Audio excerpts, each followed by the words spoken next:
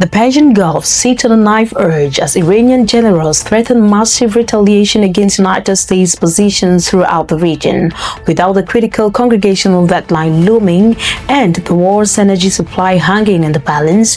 The next 48 hours could decide the fate of global stability.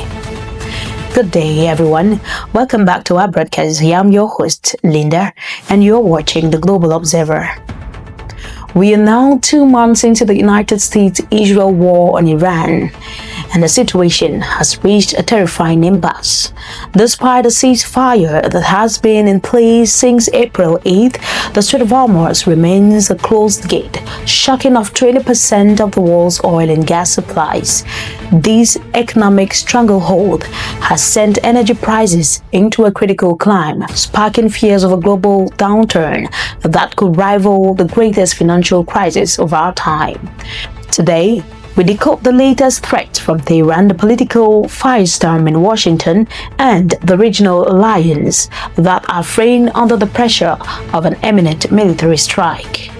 The core of this standoff is a blockade for a blockade, logic that has paralyzed international diplomacy. Iran continues to obstruct the Strait of Hormuz, claiming it is a legitimate legal defense against the United States naval blockade of its own ports. Iranian Ministry of Foreign Affairs spokesperson Esmaeil Baghaei recently defended this move, asserting that as the coastal state, Iran has every right to prevent the misuse of its own waterways by foreign powers.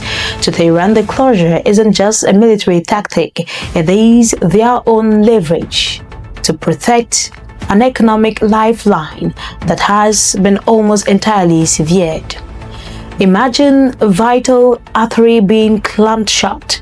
The pressure is building on both sides, and something is bound to burst. Iran has made its position clear.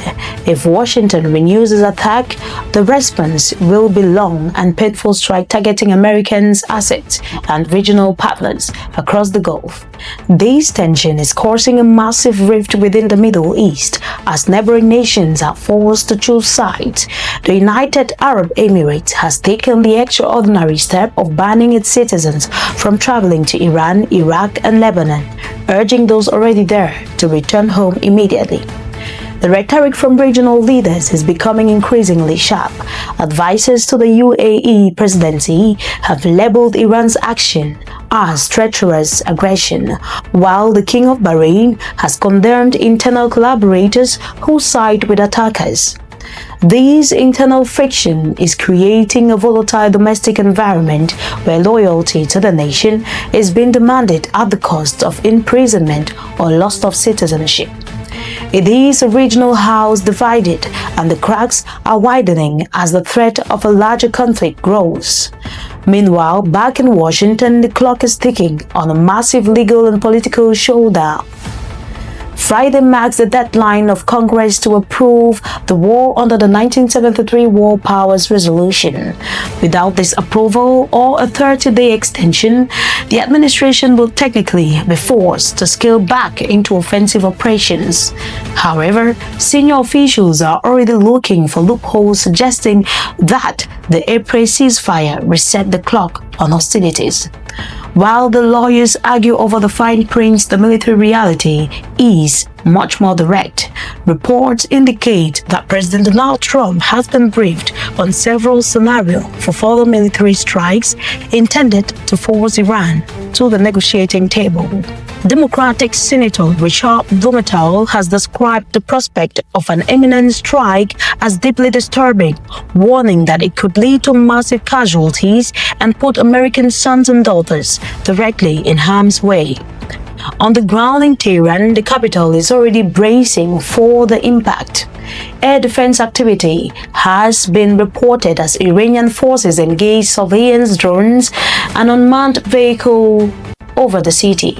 The message from the Islamic Revolutionary Guard Corps is uncompromising. Any new attack, no matter how limited, will be met with a devastating response against U.S. warships and regional bases. Even the Supreme Leader has weighed in, stating that foreigners who come from thousands of miles away have no place in the Strait of Hormuz except at the bottom of its waters. It is a chilling promise of a war with no exit strategy. As a ceasefire hangs by a thread, the decision on what happens next rests on the shoulders of the commander-in-chief.